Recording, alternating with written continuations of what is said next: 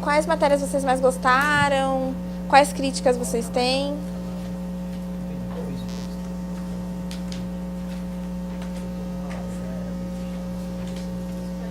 Pode, por favor, no microfone.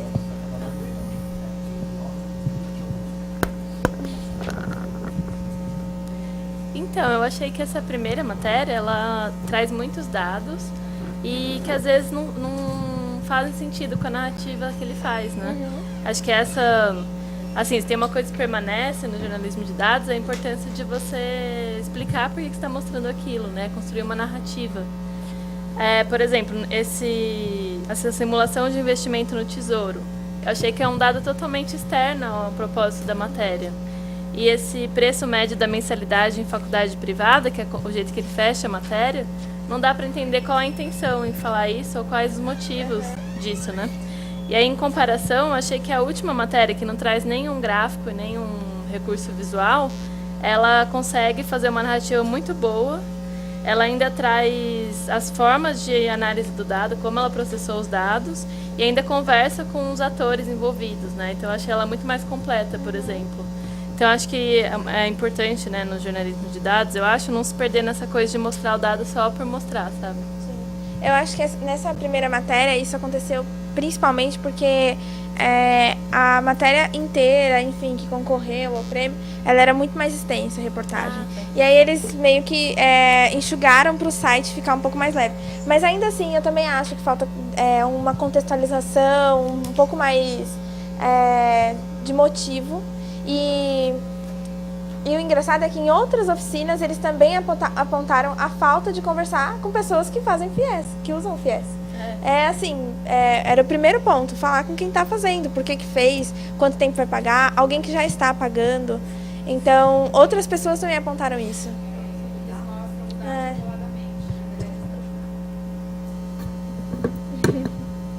Nessa matéria do FIES, eles mostram os dados isoladamente. Então, se eles utilizassem um infográfico, por exemplo, para comparar, por exemplo, cresceu o financiamento, mas, na verdade, caiu o número de matrículas. Né? Tem alguns dados que podem ser cruzados, e aí o leitor tem que ficar fazendo esse cruzamento, olhando um gráfico, depois olhando o outro. Eles já poderiam ter feito isso, acho que na forma de infográfico, em vez de publicar os dados, os gráficos isolados. Né? E não tem fonte, né? Não tem fonte, você não sabe de onde são essas informações. Assim. Tem vários gráficos. Muito... Tem... Eu também espero, sim, por Queria favor. puxar o gancho do que a gente tinha, do que eu fui comentar com você no intervalo. Da importância, primeiro, de prestar muita atenção nos dados que a gente está levantando e, em segundo lugar, a rechecagem ou a dupla checagem. Em dado momento da matéria, ele vai destrinchar o número de alunos que possuem FIES nas 60 maiores faculdades particulares do Brasil. E aí ele vai citar a Universidade Presbiteriana Mackenzie. Ele diz, eu vou abrir aspas, já a Universidade Presbiteriana Mackenzie, também em São Paulo, não registra sequer um aluno FIES entre seus 30 mil estudantes. Eu sou ex-mackenzista, eu pelo menos posso levantar aqui para vocês uns 5 colegas meus que tinham FIES. Então é muito delicado você... É muito primário falar Muito isso. primário. Passa a mão no telefone, liga para a universidade e fala, é realmente isso? Não tem nenhum estudante FIES? Sequer um? Sim, exatamente. Ou ele poderia ter falado dados irrelevantes ou um percentual pequeno, muito baixo, mas... ele afirmar sequer um aluno e não ter a capacidade de ligar, de, gente, realmente é isso? Sim. Olhar um dado desse e não ficar uma pulga atrás da orelha e não ficar confiando muito também só no dado, né? Porque óbvio que a gente pensa que esses dados que foram colocados ali são idôneos e etc., mas vamos tentar também buscar outras formas de checagem, porque essa é a nossa profissão, né? Que nem eu comentei com ela durante o intervalo. Até aquela professora do primeiro vídeo comentou, o modo de apuração não mudou. Então, se você está em dúvida, dá uma ligada, procura. Ou até mesmo, por que ele não levantou esse questionamento, né? Já fica faltando isso, na verdade. É verdade. Até complementando o que a amiga falou, até a falta de fonte, eu acho que o próprio jornalista ele não buscou, vamos lá, o FIES criado em 99, praticamente refundado em 2010. O que mudou naquele governo e nesse? Não conversou com ninguém, praticamente nenhuma instituição, igual você mesmo falou, Mackenzie, Uniesper, que também foi suspensa porque Sim. ela fazia um outro FIES paralelo ao FIES para poder fazer Foi caixa. isso mesmo. Então você tem casos assim tão praticamente obscuros na matéria e você tem praticamente, a meu ver, não quero nem criticar o colega nem nada, um relatório de dados que ele foi mensurando, mas foi de fato jogando, igual foi mencionado aqui. Você não tem uma ligação, você não tem um nexo, muitas você não tem vezes- fontes, você não tem como checar e nem uma segunda opinião sobre o que ele levantou. Muitas vezes ele dá a impressão, talvez, enfim, não sei, que o processamento todo de todos aqueles dados tomou muito mais espaço na matéria do que a parte, enfim, analítica, exatamente, real. Ele ganhou um prêmio, Eu vou acreditar que sim. Vamos acreditar. E da segunda matéria?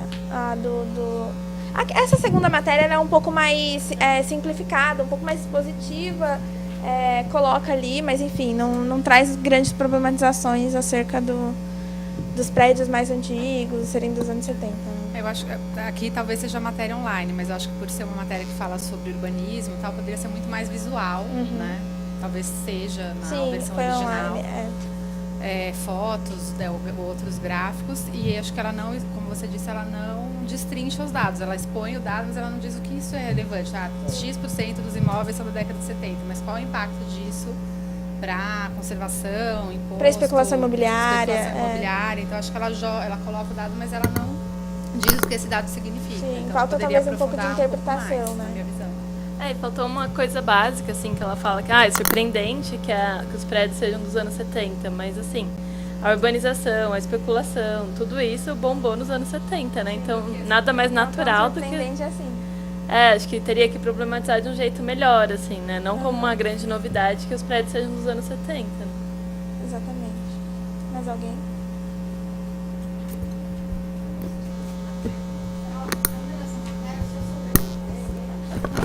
Oi, voltando.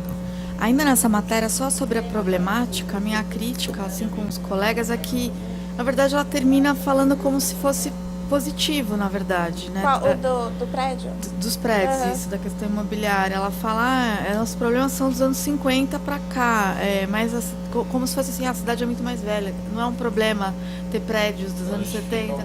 Fica uma coisa meio... Aham. Não entendi aonde eles quiseram chegar, na verdade, E né? também as pessoas que eles Esse foi entrevistaram. ingênuo, né? Aham. Então, mas que nem falou, apesar de tanta tecnologia, a questão dos dados, o trabalho de campo não pode ser deixado de lado, né? Isso que foi comprovado nessa primeira matéria aqui. E na última, aí a questão de direcionamento, né, para o público em geral, que ele menciona aqui, 99% dos membros do Ministério Público ganham super salários, mas no decorrer do texto ele fala que não é salário, é indenização, é complemento, é férias, é coisa. Então o texto dá uma intenção e o decorrer da matéria está justificando o que não é o título. Aham. Então tem que... Alguém mais notou isso? Percebeu essa contradição no texto? Mas eu acho que dos três ele pelo menos foi o que narrou melhor, assim, né? Aham. Ele não usou nenhum infográfico, mas eu acredito que dos três desses aí que tiveram, ele foi o que soube pelo menos se expressar melhor. Eu vejo que a narrativa estava boa, ou na verdade o título foi muito mais uma questão política, ou seja, dá aquela impressão de que o título foi tendencioso para que aumentasse a leitura, era apenas isso. Aham. Né? Então acho que se a gente for apontar problema nesse terceiro seria apenas isso, e aí a gente pode traçar isso de acordo com o momento político. É interessante que se faça esse tipo de questionamento, e do outro lado você tem uma interpretação equivocada daquelas pessoas que apenas leem o título da matéria e saem distribuindo em redes sociais. Acho que também tem uma questão que, claro, talvez não tenha... Acho que muitas questões permeiam, mas também, mesmo sendo legal esse super salário, é correto? sabe, uma pessoa receber tanto dinheiro, assim. Acho que por isso que também tem um pouco disso no título e depois isso é quebrado na matéria. Porque por mais... No título parece que é meio que um negócio não legal. E quando você lê, você vê que é legal, que essas remunerações estão dentro. Só que é realmente, de fato... moralmente, se a gente for discutir, enfim, N questões de investimento em outras áreas, uma pessoa receber tudo aquilo de salário, acho que também tem um pouco dessa questão.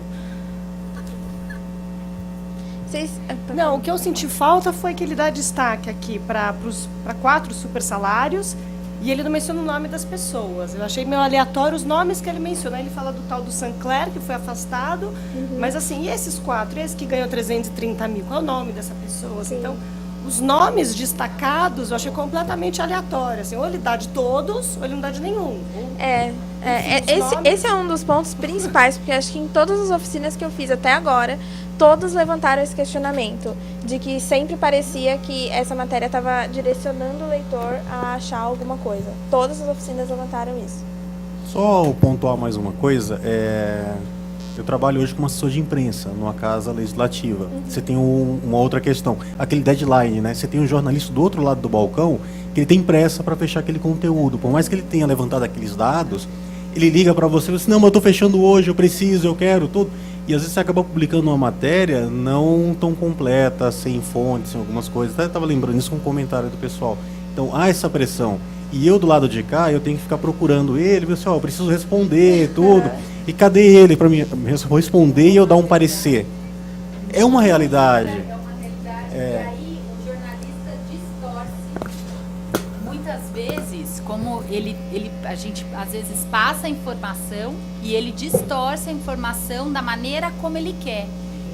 Do interesse dele, de falar que é um super salário, no caso. Então, tem muito uso disso. Então, às vezes, ele faz o uso, às vezes, da informação, ele distorce essa informação para benefício do veículo, da matéria dele, do veículo dele. Então, nós lá também na empresa temos essa dificuldade gigantesca.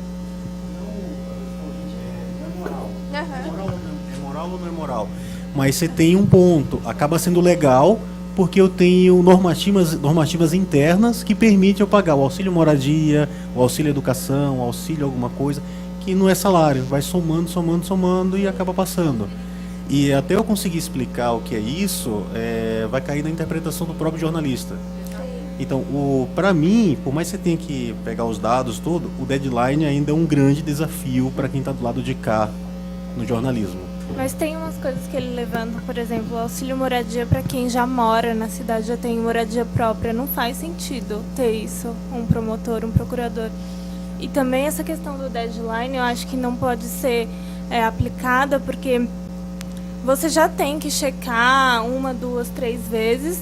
E quando você está trabalhando com dado ou com o nome de uma pessoa, isso se torna ainda mais crucial, porque você não pode divulgar um dado, um gráfico, dizendo que é aquilo. Por exemplo, não tem nenhum aluno de FIES no Mackenzie se você não foi lá, não ligou, não confirmou isso.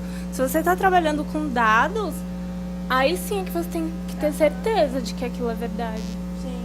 Vai dar rechecagem, né? Mas aí eu acho que vai de encontro ao que ele disse. É o que o jornalista quer mostrar. Então ele quer colocar que o Mackenzie não faz esse tipo de financiamento. Então eu acredito muito mais nessa linha de que é o que ele quer pôr, é o que ele quer passar. Ele acaba tendenciando a fazer a que as pessoas pensem dessa maneira. Por exemplo, que o Mackenzie ele não aceita esse tipo de programa, que ele é uma faculdade de riquinhos. Na hora que você lê a matéria, é isso que você entende. Eu acho que o cenário é complexo. Acho que fica uma dica de leitura, não sei se todo mundo aqui já teve acesso ao Nelson Traquina, Teorias do Jornalismo, que ele vai traçar o cotidiano do jornalista e o que é permeado o cotidiano do jornalista. Tem as questões ideológicas, tem as questões de tempo, de deadline, de cultura profissional. Acho que tudo isso permeia um pouquinho para o jornalista fazer determinadas escolhas ou não. O jornalista que está ali, ele tem uma deadline que muitas vezes é curta, ele tem um editor que está pressionando ele, muitas vezes isso faz com que ele peque na apuração, na checagem. Tem também algumas vezes direcionamento, tem também cultura profissional do tipo, sou um quarto poder, quero fiscalizar e quero... Eu acho que é uma questão complexa, não dá pra gente direcionar só para o jornalista quer fazer uma matéria tendenciosa porque ele quer que o...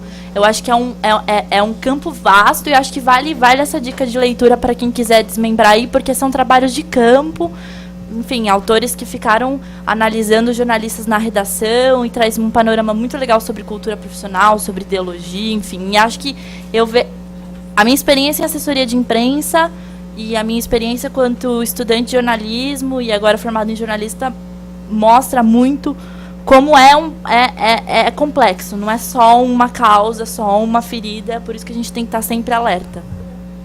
Alguém mais tem algum ponto também? Uma outra coisa que eu queria perguntar, vocês acham que a falta de recursos visuais no terceiro texto compromete o entendimento? Não compromete? Facilitaria se tivesse, mas não compromete, seria um instrumento a mais. Sim. Não compromete. Mais utilidade para os outros. Entendi. E, tecnicamente, se tivesse um recurso visual, seria mais chamativo, vocês acham? É chamativo sim, mas talvez, não sei se na forma de ler seria algo mais... Acho que simplificou bastante o usamento dos dados. Aham. Entendi. Mais alguém tem alguma coisa para você? Se vocês tiverem mais algum comentário conforme eu estou passando, fiquem à vontade, tá? Pensando nisso, em como isso daqui se tornou uma reportagem, como que o jornalista fez para que isso se tornasse uma matéria, enfim. Como que ele consegue interpretar todos esses dados? Existem vários tipos de ferramentas, mas a que eu conheço e utilizo, e já fiz alguns cursos, na verdade, é a do SQL, que é uma linguagem de consulta estruturada. É um programa de pesquisa para banco de dados. Então, você faz a busca em dados públicos ou pede através da Lei de Acesso à Informação.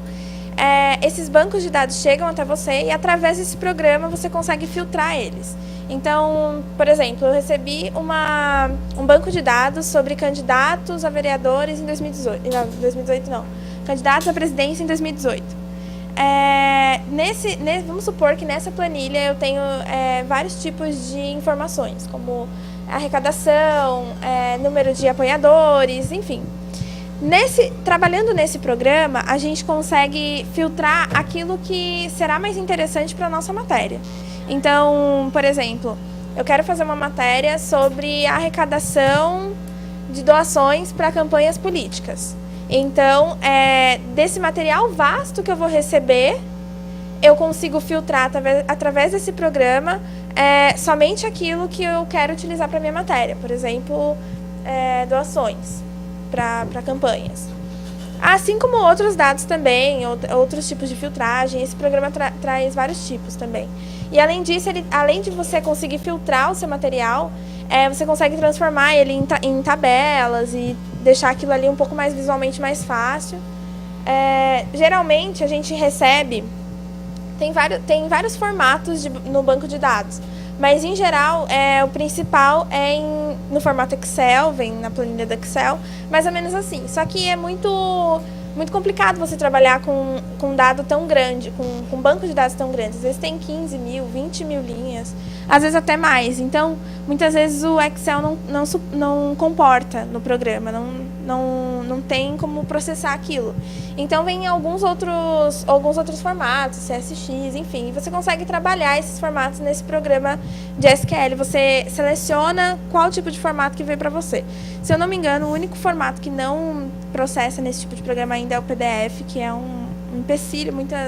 Muitas vezes o órgão passa essa informação em PDF e muitas vezes é muito difícil você conseguir transformar ela em informação, em reportagem, em matéria. Mas esse programa SQL, ele suporta bastante formato. Essa é mais ou menos a estrutura dele. Existem alguns comandos, então depois que você já tem contato com esses comandos específicos E, enfim, não necessariamente decora eles, mas você tem eles ali, você consegue utilizar no programa, porque serão sempre os mesmos comandos. Só mudam, enfim, as características do banco de dados que você pegou. Mas, em geral, é assim. Outra coisa, esse programa, ele tem... Você pode baixar ele para vários tipos de processadores, inclusive, até em pendrive você consegue ter, então é bem simples e ele é bem leve também. E aí a gente passa disso daqui, passa por aqui e vira isso, que é o que a gente vê geralmente no jornal, enfim, no impresso ou no online também. Técnicas para interpretar dados. Geralmente, os gráficos são os recursos mais utilizados nesse tipo de reportagem, de matéria. O gráfico em barras, que são dados mais quantitativos e formados por barras, né, proporcionais que variam. Enfim, eles são aqueles mais simples que a gente consegue identificar, fazer algum tipo de comparação. A gente tem o gráfico de setor, que ele é o ideal para quando a gente está tratando de um tema mais abrangente e quer fazer algumas separações mais pontuais, assim, dá para interpretar bem. O em linhas, que ele traz ele geralmente traz dados em evolução ou em declínio. Então, a gente consegue fazer também comparação entre anos, entre meses, enfim, políticas públicas, tudo isso, algumas políticas públicas durante algum período de tempo. Então, esse serve mais para a gente fazer esse tipo de leitura. As tabelas, em geral, né, que a gente tem alguns tipos de tabela.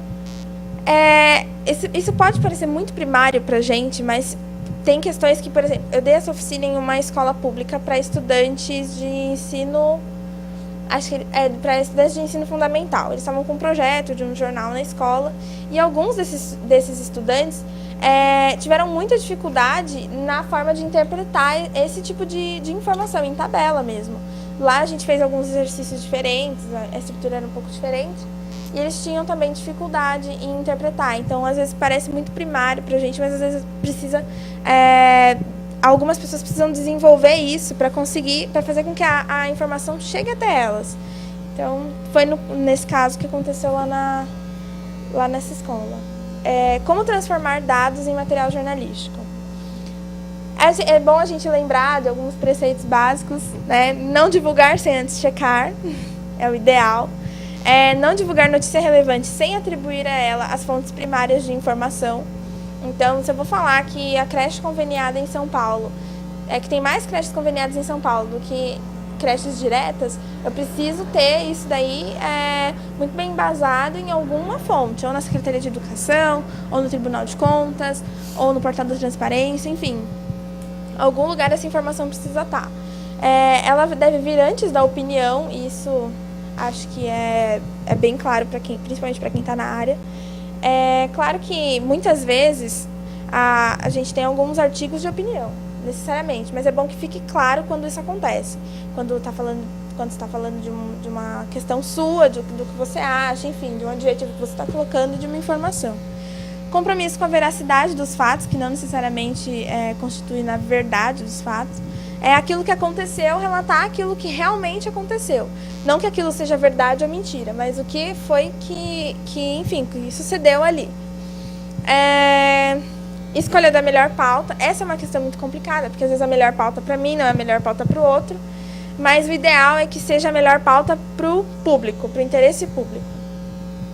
Texto claro e de fácil entendimento, tentando sempre atingir o máximo de pessoas possíveis, e pensando também que esse público sempre vai ser diverso. Então, com várias classes diferentes, escolaridades diferentes, tudo isso influencia também quando a gente for fazer o nosso material. Atender ao interesse público e, para se tornar notícia, o fato deve ser quente, relevante e de interesse social. Agora tem um videozinho pequeno aqui. O que a gente deve publicar?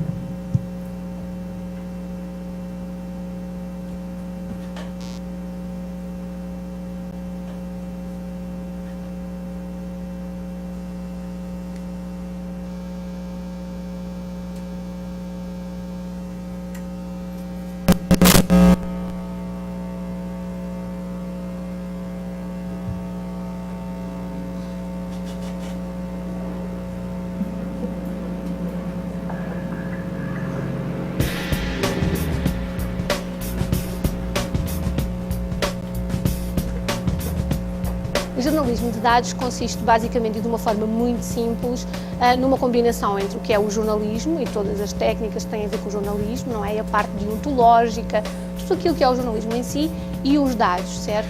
Portanto, numa altura em que os dados estão a crescer exponencialmente, os dados digitais, é importante haver alguém que faça o trabalho dos jornalistas, que é o quê? A análise desses dados, e tornar esses dados e apresentá-los de uma forma que o público em geral os compreenda.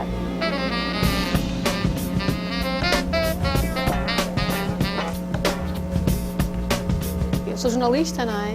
E uma das razões que me levou a trabalhar jornalismo de dados tem a ver com uma área que me é muito grata e que eu gosto muito, que tem a ver com a transparência, com as questões ligadas à cidadania. E como eu acho que a questão do trabalhar com dados e do aprofundamento do tratamento de dados pode ser muito importante para a transparência e também para o trabalho de jornalismo, e que pode fazer uma grande diferença, inclusive até a nível social, a nível da transparência. Por exemplo, há algumas diferenças legais entre, por exemplo, os Estados Unidos e a Europa, não é? Que fazem com que haja aqui alguns problemas de transparência. E a nível legal, por exemplo, na Europa há uma maior proteção dos dados e uma maior força na proteção dos dados privados. Não quer dizer que nos Estados Unidos também não haja a proteção de dados privados, mas em geral os dados são muito mais abertos. E talvez por essa razão nos Estados Unidos o jornalismo de dados esteja mais desenvolvido do que na Europa, por exemplo.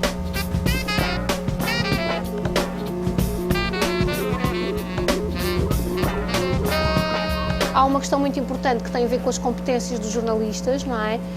Que eu acho que é importante preparar os jornalistas também para isso, os futuros jornalistas e aqueles que também já estão nas redações, porque de facto há uma série de competências e os dados crus só por si não valem nada. É preciso que venha um jornalista com aquilo que é o seu trabalho de jornalista e que os torne interessantes para que o público os consiga compreender.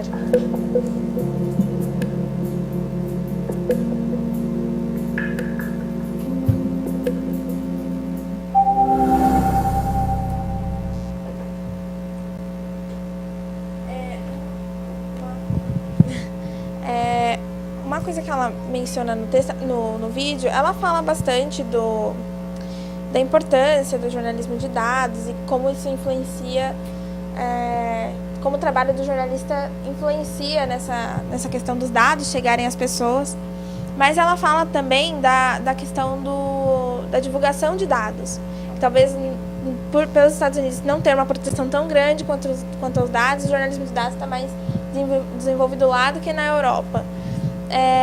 Eu acho que o mesmo vale para cá. Eu acho que quanto mais for desenvolvido essa questão da publicação dos dados, mais a gente vai evoluir nesse sentido. É claro que também a questão da imprensa ela é muito importante na concepção do jornalismo de dados, porque por mais poderíamos ter todos os dados públicos poderiam ser divulgados, e se o jornalista não soubesse o que fazer com eles, a gente ainda ia ficar, enfim, à mercê da interpretação de alguém sem conseguir fazer a nossa.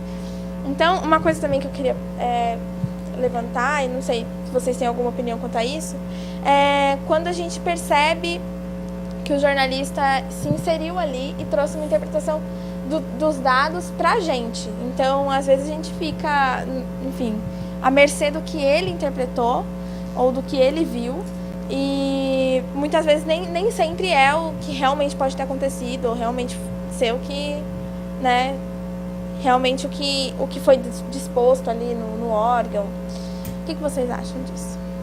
Do papel do jornalista na concepção da matéria e como ele interfere naquela matéria que a gente vai ler. Alguém? Como separar isso? Como a gente faz para separar? A ideologia, ou enfim, ou a posição do jornal? Como que faz para separar isso da nossa interpretação como jornalista na matéria? Tem liberdade, não tem? Eu acho que como ela tinha comentado, né? Assim, o veículo vai ter um viés, o jornalista vai ter um viés, ele vai puxar a sardinha para o lado que ele quer destacar. Se os dados estão publicados ali, eu acho que o leitor consegue fazer o que a gente fez aqui, esse exercício de falar, olha, mas destacaram isso, mas na verdade poderia ter sido destacado outra coisa, né? Quer dizer, o interessante dos dados publicados, na minha opinião, é que eles permitem que o leitor faça outra leitura, além da leitura que é dada pelo jornalista, porque todo veículo vai necessariamente destacar um dado ou outro. Isso aí já é característica do próprio jornalismo. E o leitor vai poder ter acesso à informação e fazer uma outra leitura, ou uma leitura crítica àquela visão que foi colocada ali. Entra também muito da onde a gente vai buscar essa informação. Então, onde a gente vai buscar essa informação? Então, onde essas informações, esses dados são publicados? A gente tem esses dados principalmente na grande mídia, que é onde mais circula a informação. Enfim, nos grandes dos veículos de comunicação. A gente tem a mídia alternativa, que sempre existiu, enfim, desde a época da ditadura já tinha um forte envolvimento social e sempre esteve aí.